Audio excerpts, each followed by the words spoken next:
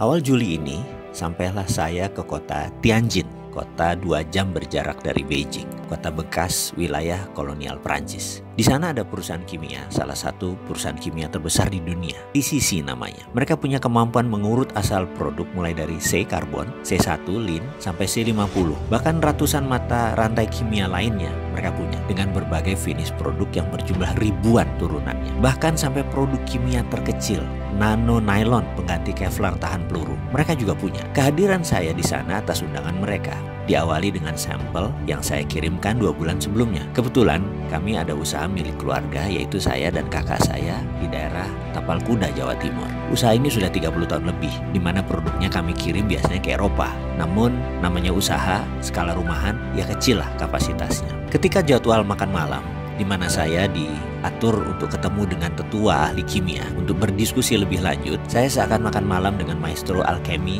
sesepuh seumuran Merlin kali. Merlin itu alkemis gurunya King Arthur zaman dulu.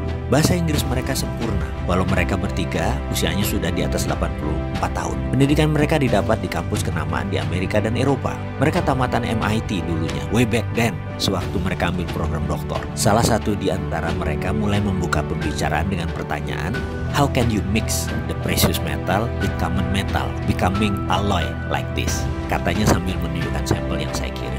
Ini alasan mereka kayaknya ingin ketemu saya dan ingin berdiskusi serius. Mereka melanjutkan, usually what common technique, what we are using, nggak bisa katanya mixing the same metal dengan precious. Yang ada adalah precious dengan precious. Jadi pertanyaan dia selanjutnya, how can you put Ne atau bagaimana kamu bisa menaruh nikel digabungkan dengan lithium atau Ni with Li together? Bisa nggak? Saya paham maksud mereka. Memang dunia metalurgi itu unik. Sedikit orang yang memahami sifat metal, bahkan bisa paham tabiat metal, hanya sedikit sekali. Berhubung ilmu ini adalah ilmu keluarga, saya bisa menerangkan sedikit-sedikit. Jadi mereka bertiga menangkap hal yang aneh dari sampel yang kami kirim. Tapi sebelum saya menjelaskan, saya ingin sudutkan informasi mereka agar tepat. Saya tanya balik, what metal do you need? I will answer, what do you need? Not what you want to know. Is it okay with you? Jadi saya akan menjawab apa yang mereka butuhkan, bukan apa yang mereka ingin tahu. Jawaban mereka singkat, Li, lithium. Itu jawabannya. Saya tanya balik, untuk apa mereka perlu lithium? Power bank katanya. Saya tanya balik, ini power bank untuk handphone, mobil? Dan dia jawab, enggak, no, is it for house, for drone and building.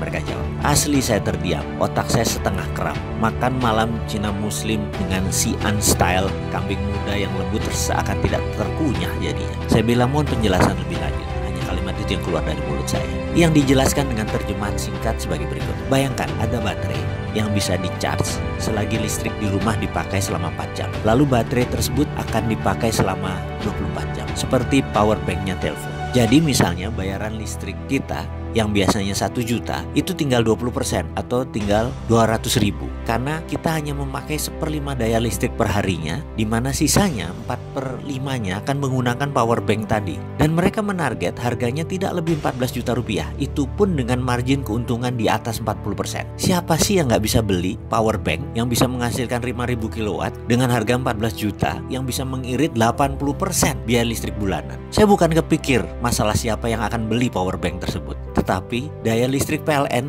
yang Indonesia saat ini lagi bangun jadi akan sia-sia karena menurunnya kebutuhan rumah tangga karena daya listriknya tidak diperlukan lagi karena semuanya sudah bisa di-save di power bank. Penjualan listrik PLN akan terdistrap, pembangunan pembangkit listrik baru menjadi tidak urgent lagi, tidak penting lagi. Di ujung saya lagi melamun itu seorang alkemis yang cukup tua umurnya tadi, satu orang memiringkan badannya ke saya.